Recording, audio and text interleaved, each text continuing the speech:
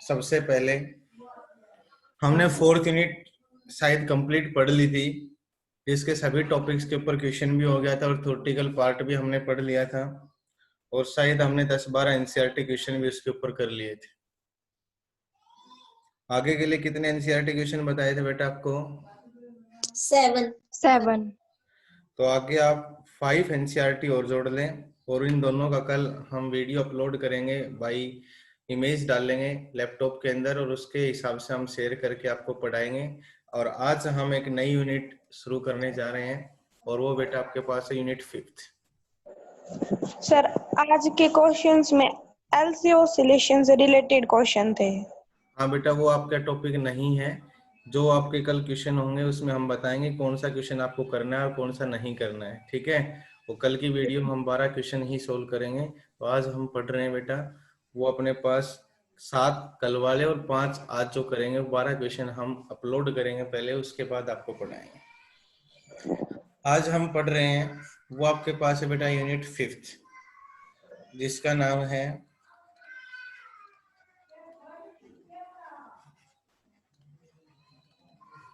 Electromagnetic waves. सभी बच्चे अपनी नोटबुक पेन साथ रखें और अच्छे से देखें इसको। बिल्कुल छोटी सी यूनिट है और 2 मार्क्स की यूनिट है बेटा, ओनली 2 मार्क्स की यूनिट है। सी बिल्कुल छोटी सी यूनिट है, 2 या 3 लेक्चर की ही मैक्सिमम यूनिट है। और ये 2 मार्क्स बहुत इजी हैं। सिर्फ यहाँ पे आपको एक इलेक्ट्रोमैग्नेटिक स्पेक्ट्रम याद करना होता है और एक आपको इनकी रेंज होती है, ये कंडीशन आपके पास होती है। तो सबसे पहले अगर हम बात करें कि रियल में इलेक्ट्रोमैग्नेटिक वेव्स क्या होती हैं, कहाँ से पैदा होती हैं, तो इन सब के बारे में इसमें 2-3 टॉपिक थे बड़े, वो अब की बार डिलीट कर दिए हैं। तो ये पहले ही बहुत छोटी थी और अब ये बिल्कुल छोटी यूनिट हो गई है। जो डिलीटेड टॉपिक है वो आपको नहीं पढ़ाएंगे, जो आपके पास करंट है सिलेबस में वो आपको बता रहे हैं। तो सबसे पहले आप लिखें इलेक्ट्रोमैग्नेटिक वेव्स की डेफिनेशन लिखें बेटा, कि रियल में इलेक्ट्रोमैग्नेटिक वेव्स क्या होती है। तो देखो इसके नाम से पता चल रहा है कि इलेक्ट्रो का मतलब इलेक्ट्रिक फील्ड या इलेक्ट्रिक करंट, मैग्नेटिक का मतलब मैग्नेटिक फील्ड, एक ऐसी वेव जो दोनों के कॉम्बिनेशन से पैदा होती है, ठीक है। एक ऐसी वेव जो दोनों के कॉम्बिनेशन से पैदा होती है उसको इलेक्ट्रोमैग्नेटिक वेव्स कहते हैं, क्योंकि इसके नाम से पता चल रहा है electro electric field, magnetic magnetic field.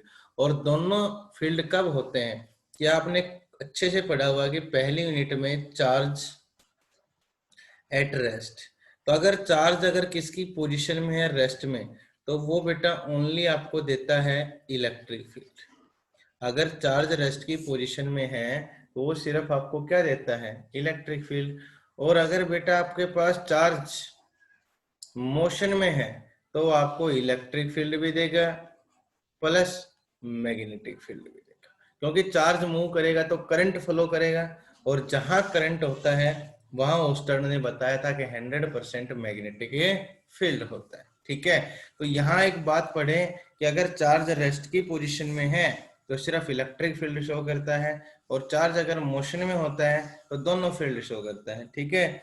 तो एक बात हमें पता चली कि रियल में इलेक्ट्रोमैग्नेटिक वेव का ओरिजिन क्या है। तो याद रखना, इलेक्ट्रोमैग्नेटिक वेव का जो ओरिजिन होता है वो ओसिलेटिंग ऑफ चार्ज होता है, चार्ज का मूव करना होता है, ओसिलेटिंग ऑफ चार्ज, ठीक है। कि अगर चार्ज मूव करेंगे, ओसिलेट करेंगे, तभी आपके दोनों फील्ड बनेंगे और दोनों फील्ड अगर आपके पास आएंगे तो वहां जो वेव बनेगी वो क्या कहलाएगी, इलेक्ट्रोमैग्नेटिक वेव। तो सबसे पहला जनरल क्वेश्चन आता है कि इलेक्ट्रोमैग्नेटिक वेव का ओरिजिन क्या होता है। तो इलेक्ट्रोमैग्नेटिक वेव का ओरिजिन होता है बेटा oscillating of the charge particle. Charge particle का ओसिलेट करना ही क्या कहलाता है, आपके पास इलेक्ट्रोमैग्नेटिक वेव्स का ओरिजिन, ठीक है। अब हम बात करते हैं इसके डेफिनेशन की, और इसकी डेफिनेशन प्रत्येक विद्यार्थी लिखे अच्छे से कि इसकी डेफिनेशन क्या होती है, क्या इसकी प्रॉपर्टी होती है, कौन सी वेव्स को हम इलेक्ट्रोमैग्नेटिक वेव कहते हैं, नेचर में कैसी है, सब कुछ डिटेल इसके अंदर पढ़ेंगे। इसके अंदर लिखें the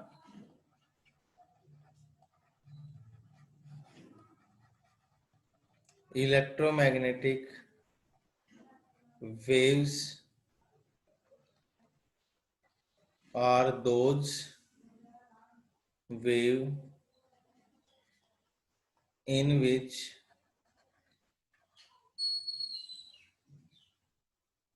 there are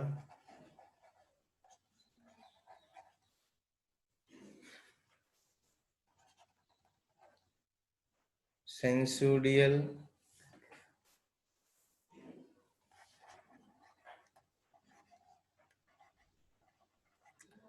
variation of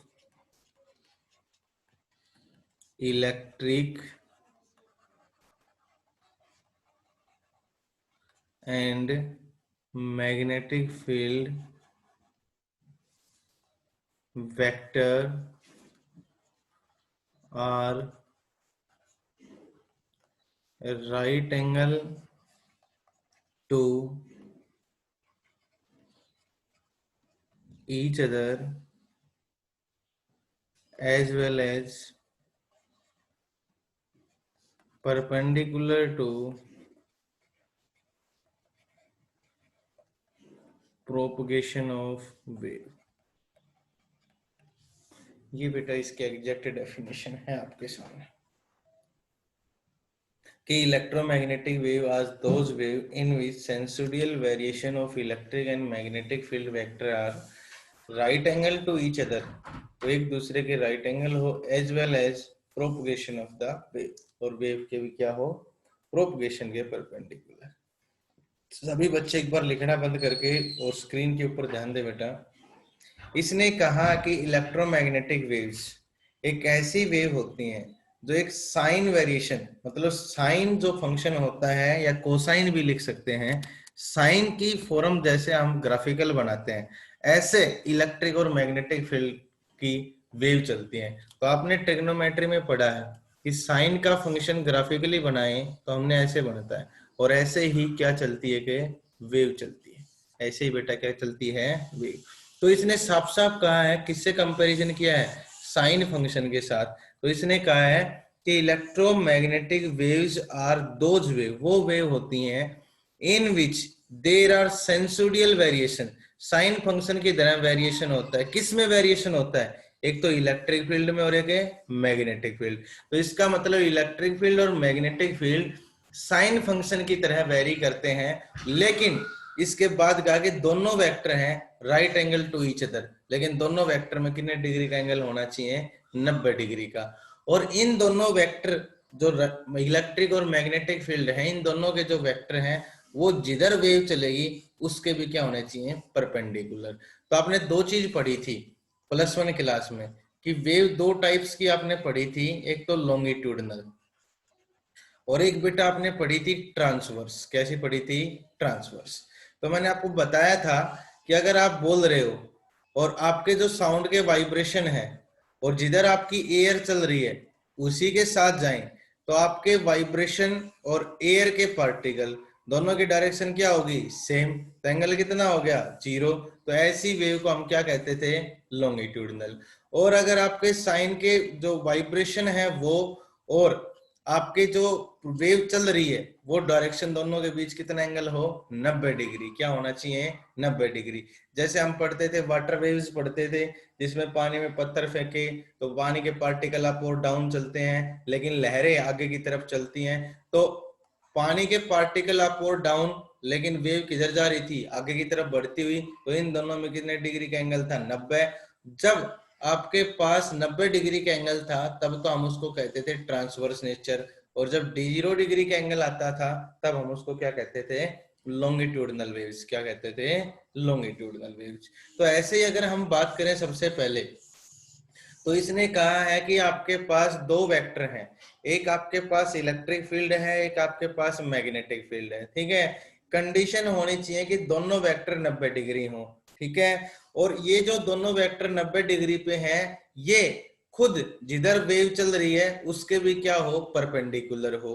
तो क्या हम एक ऐसा डायग्राम यहाँ पे बना सकते हैं कि अगर सपोज दैट ये हमने ले लिया एक्स एक्सिस, ये हमने ले लिया वाई एक्सिस, और ये हमने ले लिया जेड एक्सिस। ठीक है, अब मैं आपके सामने डिनोट कर रहा हूं, देखना एक बार ध्यान से।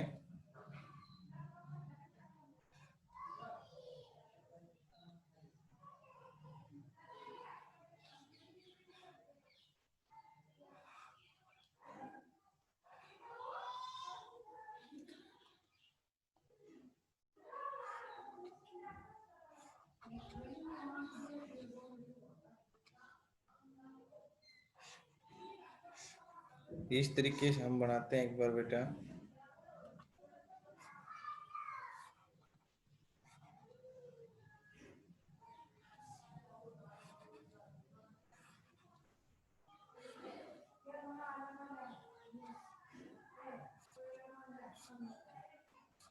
देख, अब एक बार मेरी बात ध्यान से सुने।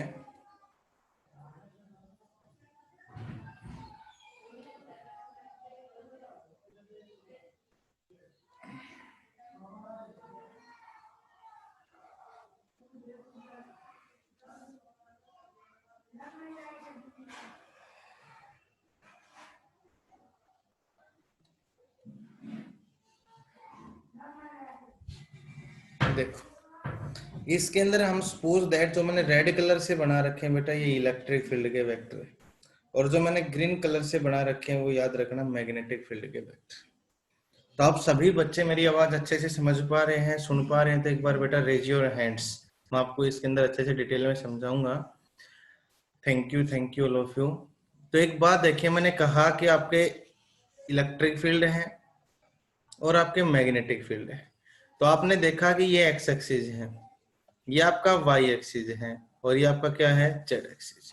तो मैंने माना कि वाई एक्सिस के अलोंग आपके इलेक्ट्रिक फील्ड के वेक्टर है, मैंने माना कि जेड एक्सिस के अलोंग आपके मैग्नेटिक फील्ड है। तो बताएं कोई भी एक बच्चा, दोनों में कितने डिग्री का एंगल होगा बेटा? 90 डिग्री। और अगर ये दोनों वेक्टर और वेव जो चल रही है रियल में, वो कह दो मैं अलोंग एक्स एक्सिस, वेव की जो डायरेक्शन है वो किधर है, एक्स एक्सिस। तो क्या y और z x के परपेंडिकुलर हुए कि नहीं हुए? y और z x के क्या हुए बेटा, परपेंडिकुलर। तो मैंने क्या कहा,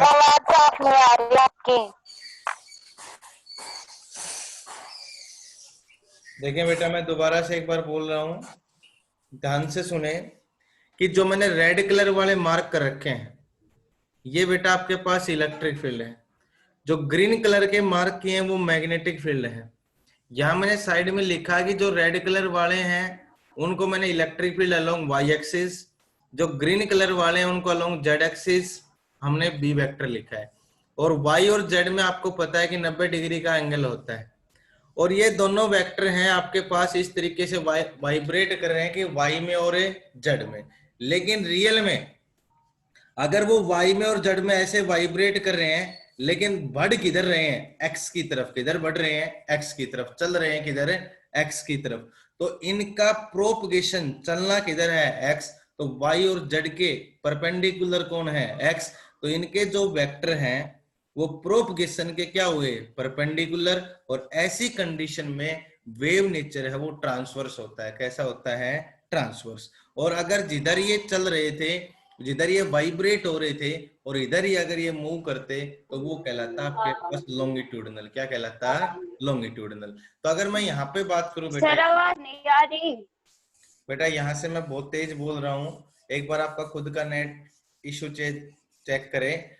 क्या सभी बच्चों के पास नहीं आ रही है, आपके पास ही नहीं आ रही? अगर सभी बच्चों के पास नहीं आ रही तो भी मैं मानूं, तो एक बार आप नेटवर्क इशू चेक करें। और जिन बच्चों के पास आवाज आ रही है बेटा, एक बार रेज योर हैंड्स। मेरी आवाज, थैंक यू। इन बच्चों के पास बेटा आवाज आ रही है, तो आप एक बार अपना नेटवर्क इशू चेक करें। Thank you. तो सबसे पहले अगर बात करें तो electric field along Y axis, magnetic field along Z axis, ये दोनों वेक्टर हैं।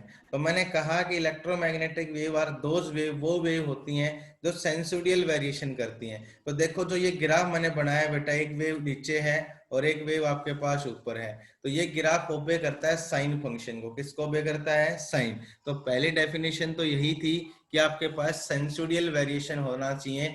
किस किस का सेंसुडियल वेरिएशन होना चाहिए, एक इलेक्ट्रिक फील्ड का और एक मैग्नेटिक फील्ड के वेक्टर्स का। ठीक है, दूसरी कंडीशन मैंने कही कि दोनों आपस में राइट एंगल होने चाहिए। तो देखो एक को वाई एक्सिस में लिया इलेक्ट्रिक फील्ड को और मैग्नेटिक फील्ड को जेड एक्सिस में, तो ये एक दूसरे के क्या है, राइट एंगल है। इसके बाद कहा कि ये right angle to each other as well as perpendicular to propagation of wave. तो देखो वेव चल रही है अलोंग एक्स एक्सिस और ये किधर है, वाई और जेड। तो वाई और जेड हमेशा परपेंडिकुलर होंगे किसके, एक्स। तो यही भी कंडीशन पूरी होगी कि एज वेल एज और इसके साथ क्या हो, perpendicular to propagation of wave. तो वेव चल रही है एक्स एक्सिस में और वेक्टर किधर वाइब्रेट कर रहे हैं, वाई और जेड में, तो भी इसके क्या है, परपेंडिकुलर। और ऐसे वेव को क्या नाम दिया जाता है, इलेक्ट्रोमैग्नेटिक वेव्स। तो एक ऐसी वेव जो ओसिलेटिंग ऑफ चार्ज पार्टिकल से पैदा हो, चार्ज पार्टिकल के ओसिलेट होने से, जिसका sinusoidal variation of electric and magnetic field vector are right angle to each other. Electric और मैग्नेटिक फील्ड एक दूसरे को क्या हो, परपेंडिकुलर हो, और उनके वेक्टर वेव की डायरेक्शन प्रोपगेशन के भी क्या हो, परपेंडिकुलर। तो ऐसो को क्या बोला जाएगा, इलेक्ट्रोमैग्नेटिक वेव्स। एक बार बेटा इसको उतार ले, और जिन बच्चों को समझ नहीं आया वो दोबारा पूछ सकते हैं। डायग्राम बनाना है ये। हाँ डायग्राम बेटा बनाना है, कंफर्म डायग्राम बनाना है बेटा, as it is electric field magnetic field सब कुछ लगा के ये आपको बनाना है। यहाँ पे आप लिख सकते हो propagation of wave, propagation of wave.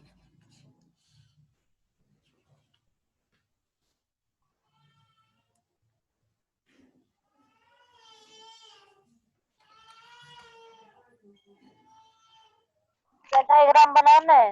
हाँ बेटा डायग्राम बनाना है, सभी को बनाना है।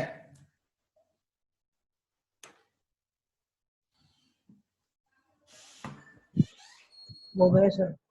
देखें सर रुको। देख लो बेटा, आराम से लिख लें।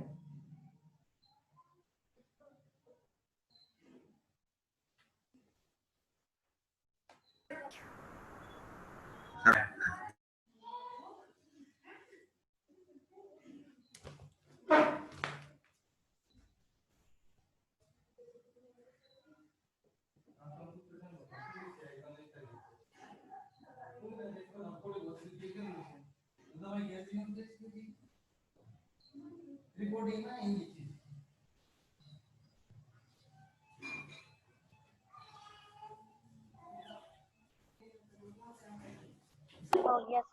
देखें बेटा,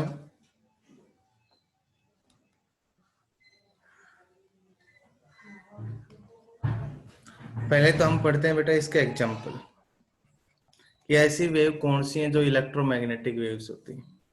तो पहली कंडीशन तो मैं बता देता हूं आपको कि ये जो वेव्स होती हैं इलेक्ट्रोमैग्नेटिक वेव्स, इनको चलने के लिए किसी मीडियम की जरूरत नहीं होती है।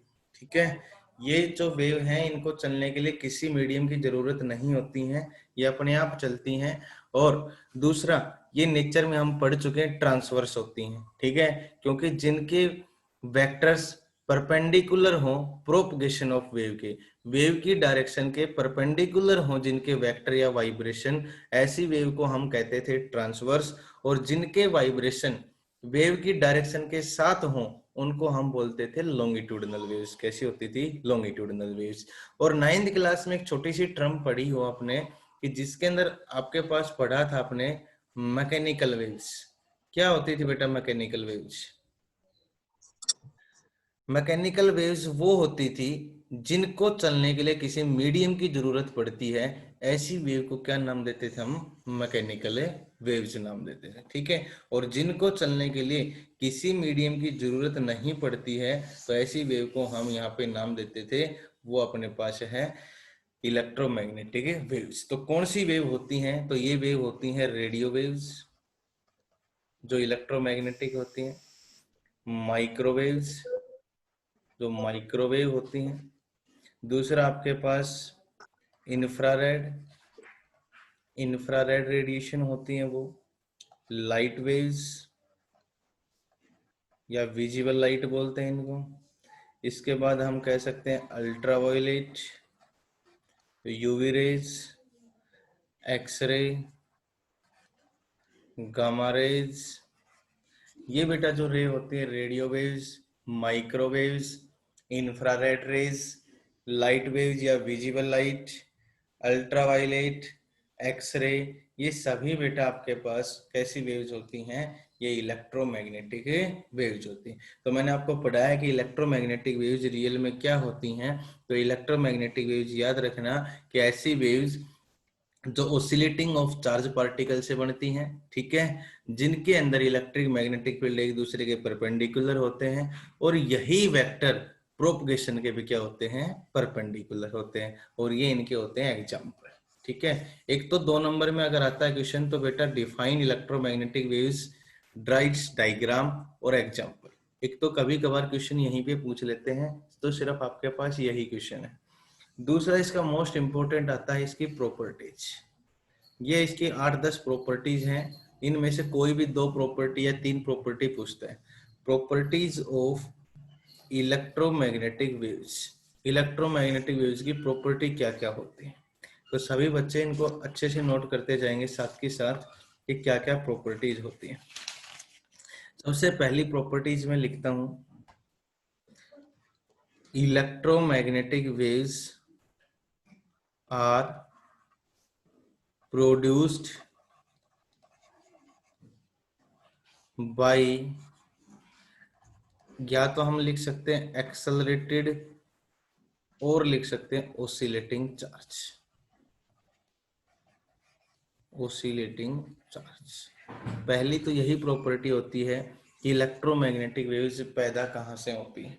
तो याद रखना, मैंने आपको बताया था कि अगर चार्ज रेस्ट में है तो सिर्फ इलेक्ट्रिक फील्ड शो करेगा, और चार्ज मोशन में है तो दोनों फील्ड शो करेगा।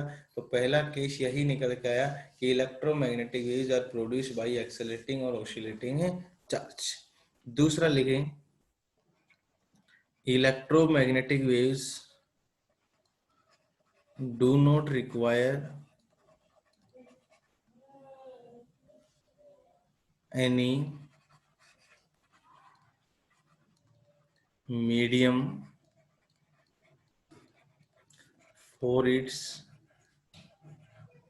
propagation। ये एक ऐसी वेव होती है बेटा जिनको चलने के लिए किसी मीडियम की जरूरत नहीं होती है, क्योंकि हम पढ़ चुके हैं 9th क्लास में भी, ये इनको चलने के लिए किसी मीडियम की जरूरत नहीं होती है, ये अपने आप चलती हैं। और मैकेनिकल वेव्स होती है जिनको चलने के लिए किसी मीडियम की जरूरत होती है। अब आप कहोगे जी मैकेनिकल वेव्स का कोई एक एग्जांपल, तो मैकेनिकल वेव्स का एग्जांपल हो गया साउंड वेव। क्या हो गया, साउंड। अगर जहां एयर नहीं होगी तो हम एक दूसरे की आवाज नहीं सुन पाएंगे। इसका मतलब ऐसी वेव जिनको चलने के लिए मीडियम की जरूरत पड़ती है उसको क्या कहते हैं, मैकेनिकल वेव्स कहते हैं, और जिसका एग्जांपल है आपके पास हम कह सकते हैं साउंड वेव्स। ठीक है, और ये अपने पास इलेक्ट्रोमैग्नेटिक वेव्स के एग्जांपल हमने लिखे हैं जो 7 होती हैं। तीसरी आपके पास लिखें,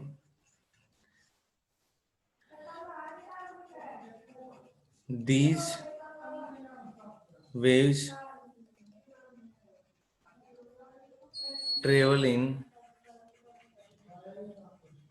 free space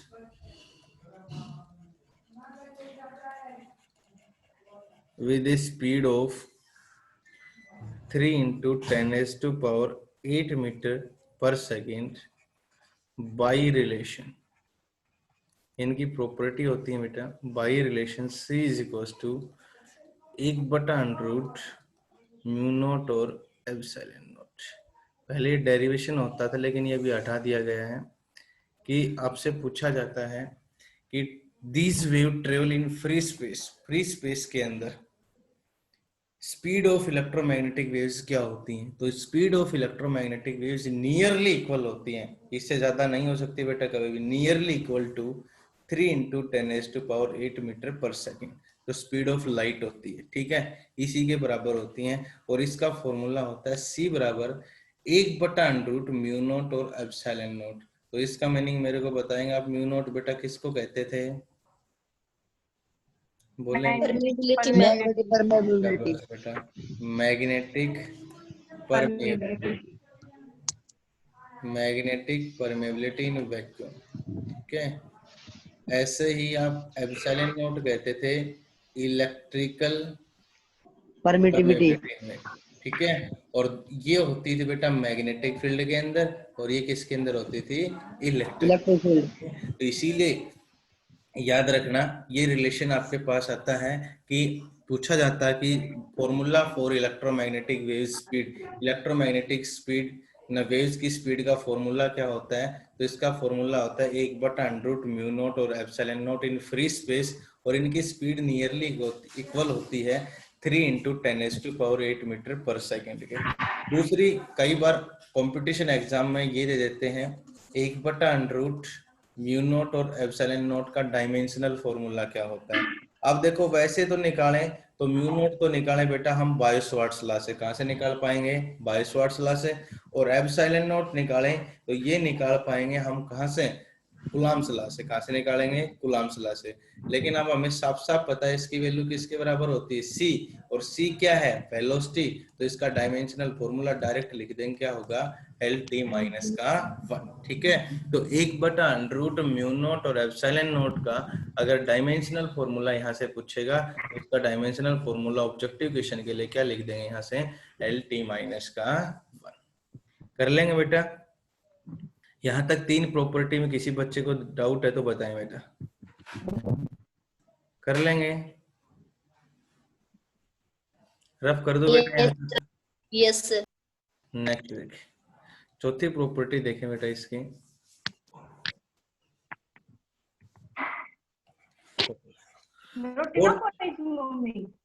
बेटा माइक ऑफ करें। फोर्थ प्रॉपर्टी की अगर हम बात करते हैं तो फोर्थ प्रॉपर्टी क्या होती है, amplitude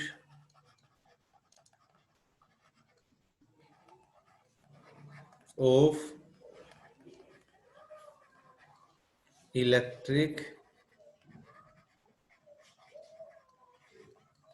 and magnetic field in free space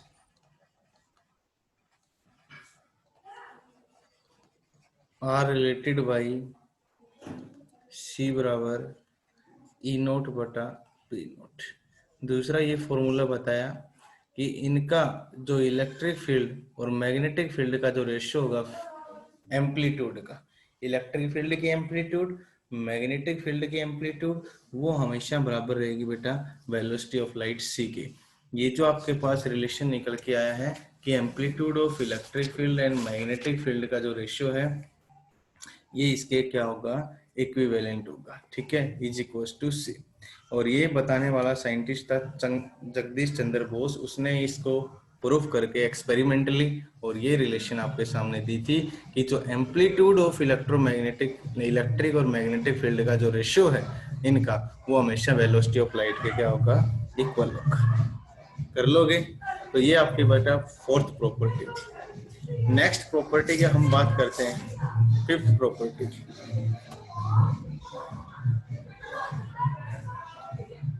fifth property देखें, the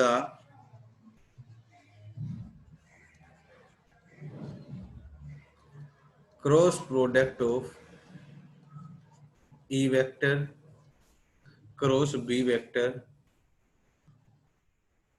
always tells the direction in which wave travel। ये मोस्ट इंपोर्टेंट पॉइंट है कि cross product of E vector cross B vector. तो आपने ही तो कहा था, अगर सपोज दैट, समझे बेटा एक बार, कि इलेक्ट्रिक फील्ड हमने किसके अलोंग लिया था y, और हमने मैग्नेटिक फील्ड किसके अलोंग लिया था z, तो बोलो प्रोपगेशन किसके अलोंग आ गया था x। तो इन दोनों का क्रॉस प्रोडक्ट करेंगे तो हमें पता है कि y vector cross z vector, तो इसका मतलब j vector cross k vector करेंगे तो हमें साफ साफ पता है क्या आएगा, i वेक्टर। क्या आएगा बेटा, i वेक्टर। तो प्रोपगेशन ऑफ डायरेक्शन हमें पता चलेगी x एक्सिस, ठीक है। बोलो प्रोपगेशन ऑफ वेव है वो हमें पता चल जाती है किसके अलोंग होगी, एक्स एक्सिस। ठीक है, तो यही तो कंडीशन लगाई है कि अगर ई वेक्टर और बी वेक्टर दोनों का अगर हम क्या करें बेटा, क्रॉस प्रोडक्ट करें, तो अपने पास क्रॉस प्रोडक्ट करेंगे तो एक नया वेक्टर आएगा, और नया वेक्टर आएगा तो इसका मतलब वो डायरेक्शन बताएगा कि आपकी वेव किस डायरेक्शन में चल रही है। जो मैंने आपके सामने एग्जांपल दे दिया कि electric field along Y axis, magnetic field along Z axis, तो वाई एक्सिस को जे कैप लिखा, जेड एक्सिस को के कैप लिखा, दोनों के वेक्टर क्रॉस प्रोडक्ट किए, और इनका क्रॉस प्रोडक्ट किसके अलोंग आएगा, एक्स एक्सिस, क्योंकि यहाँ पे क्या है आई कैप, तो आई कैप को क्या बोलोगे आप, एक्स एक्सिस। बताओ बेटा, फोर्थ प्रॉपर्टी और फिफ्थ प्रॉपर्टी दोनों समझ में आ गई? बोले बेटा। Yes sir. Yes sir. अब लिखें बेटा sixth property.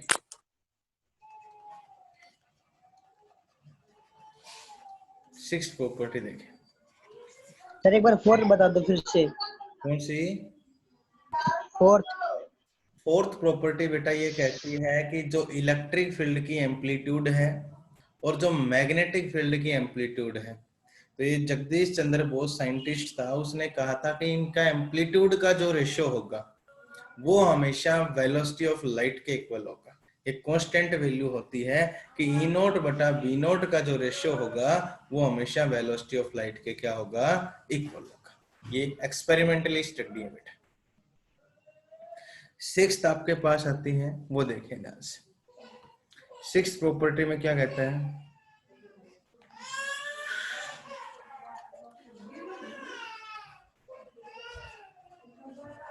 electromagnetic waves are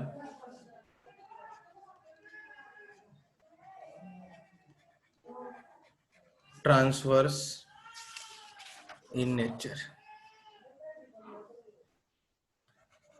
electromagnetic wave nature में बेटा कैसे होते हैं, ट्रांसवर्स, जो हम पढ़ चुके हैं कि जिनके प्रोपगेशन और वाइब्रेशन ऑफ पार्टिकल दोनों में एंगल कितना हो, 90 डिग्री हो, तो ऐसी वेव को हम क्या कहते थे आपके पास, तो ऐसी वेव को हम कहते थे ट्रांसवर्स इन नेचर। अगला लिखें सेवंथ प्रॉपर्टी। सेवंथ प्रॉपर्टी में कहता है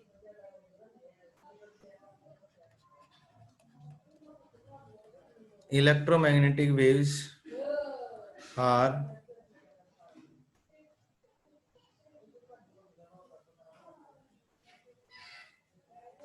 not deflected by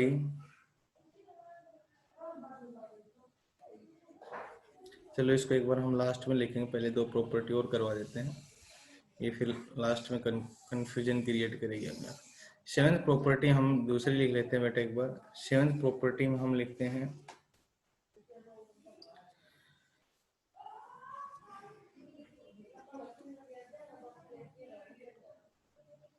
electromagnetic waves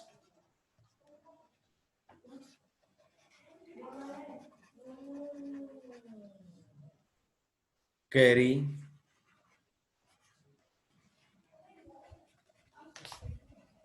energy and momentum.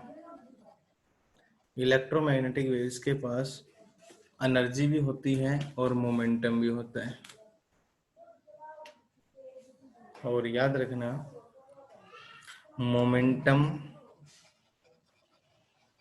Of electromagnetics waves is P बराबर U बटा C, P बराबर U बटा C, और U यहाँ पे बेटा एनर्जी और C यहाँ पे स्पीड ऑफ लाइट या स्पीड ऑफ इलेक्ट्रोमैग्नेटिक वेव्स। तो कई बार ये फॉर्मूला पूछते हैं कि मोमेंटम ऑफ इलेक्ट्रोमैग्नेटिक वेव्स का फॉर्मूला क्या होता है, तो याद रखना मोमेंटम ऑफ इलेक्ट्रोमैग्नेटिक वेव्स का जो फॉर्मूला होता है वो एनर्जी बटा स्पीड होता है, और इलेक्ट्रोमैग्नेटिक वेव्स के पास दोनों चीज होती हैं, एनर्जी और मोमेंटम। अब आप एक बात याद करो कि आपने +1 क्लास में क्या पढ़ा था, वेव पढ़ी थी, तो वेव को चलाने के लिए क्या नेसेसरी कंडीशन थी जो मैंने आपको पढ़ाई थी कि किसी भी वेव के पार्टिकल हैं वो कभी भी एक्चुअली मोशन नहीं करते हैं। ठीक है, आप एक पानी में पत्थर फेंकते हो तो पत्थर तो वहीं रुक जाता है, लेकिन क्या चलते हैं, पानी के पार्टिकल वाइब्रेट करते हैं। तो एक पार्टिकल से दूसरे पार्टिकल के पास क्या ट्रांसफर होती है, एनर्जी एंड मोमेंटम। क्या होता है, एनर्जी एंड मोमेंटम। और तीसरी कंडीशन हमने पढ़ाई थी कि उनको इनर्शिया की जरूरत पड़ती है। किसकी जरूरत पड़ती है, इनर्शिया। तो 3 नेसेसरी कंडीशन होते हैं किसी भी वेव को चलने के लिए, एनर्जी, मोमेंटम एंड इनर्शिया। तो यहाँ पे कह रहा है कि इलेक्ट्रोमैग्नेटिक वेव्स हैं उनके पास एनर्जी भी होती है, उनके पास मोमेंटम भी होता है। और मोमेंटम ऑफ इलेक्ट्रोमैग्नेटिक वेव्स अगर पूछे तो उसका फॉर्मूला अपने पास बेटा होता है U अपॉन में C। ठीक है, ये आपके पास कंडीशन होती है। इसके बाद हम बात करते हैं 8th क्वेश्चन में, 8th प्रॉपर्टी में। वो देखें, electromagnetic waves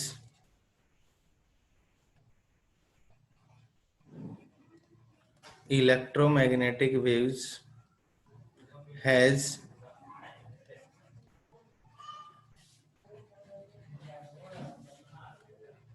linear momentum as well as energy, that is why electromagnetic waves exert radiation pressure. ये बहुत इंपॉर्टेंट क्वेश्चन आता है, एनसीईआरटी क्वेश्चन है बेटा, इसके निशान लगा लें।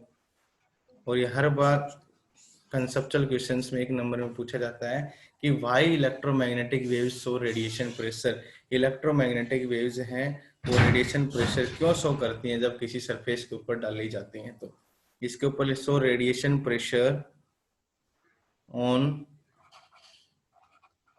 Surface of object on which it fall, जहां इलेक्ट्रोमैग्नेटिक वेव्स को डाला जाता है वहां उस सरफेस के ऊपर ये रेडिएशन प्रेशर शो करती हैं। क्यों करती हैं, उसका एक ही रीजन होता है जो मैंने ऊपर लिखवाया है कि इलेक्ट्रोमैग्नेटिक वेव्स के पास लीनियर मोमेंटम भी होता है और एनर्जी भी होती है। ठीक है, अब एक बार यहाँ तक किसी सभी बच्चों ने उतार लिया तो एक बार मेरे को बताएं, हम आपको प्रूफ करके दिखाता हूँ कि यहाँ पे रेडिएशन प्रेशर कैसे शो करती है। सारी प्रॉपर्टी लास्ट लाइन में क्या लिखा है? लास्ट में बेटा मैं पूरा आपको पढ़ के बता रहा हूँ, ध्यान से सुने कि electromagnetic waves has linear momentum as well as energy. के लिए आपके पास दोनों चीजें होती हैं, इसीलिए that is why electromagnetic waves exerts radiation pressure. क्या शो करती हैं, radiation pressure on surface of object, उस सरफेस ऑफ ऑब्जेक्ट के ऊपर ऑन विच इट फॉल, जिसके ऊपर इसको डाला जाता है। ठीक है, ऑन विच इट फॉल, जिसके ऊपर इसको डाला जाता है। कर लेंगे यहाँ तक, बोले बेटा?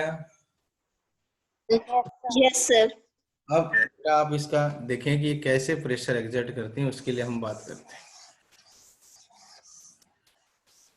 ये साइंटिस्ट ने बताया कि आपके पास क्या सिचुएशन होती है, रेडिएशन प्रेशर।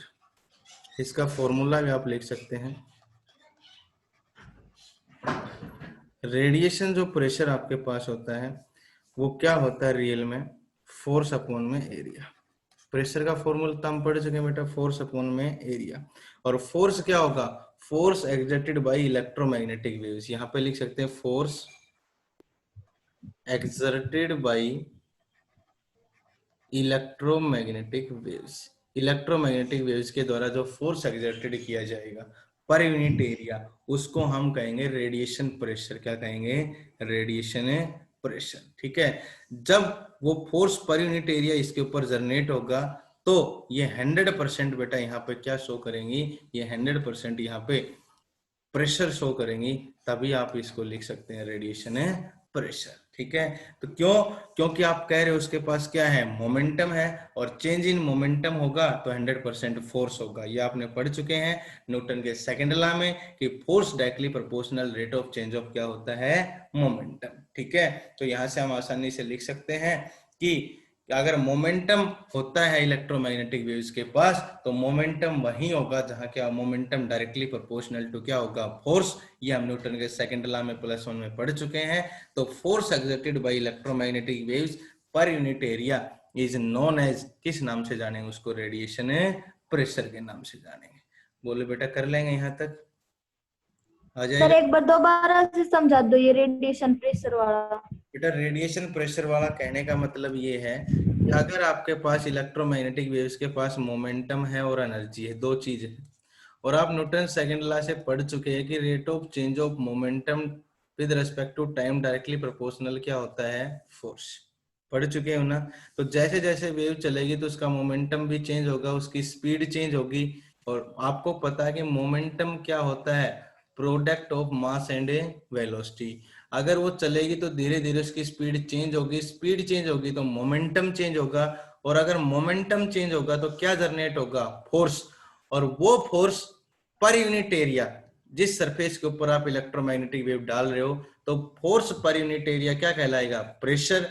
लेकिन इलेक्ट्रोमैग्नेटिक वेव्स का फोर्स पर यूनिट एरिया क्या कहलाएगा, रेडिएशन प्रेशर। क्या कहलाएगा बेटा, रेडिएशन प्रेशर।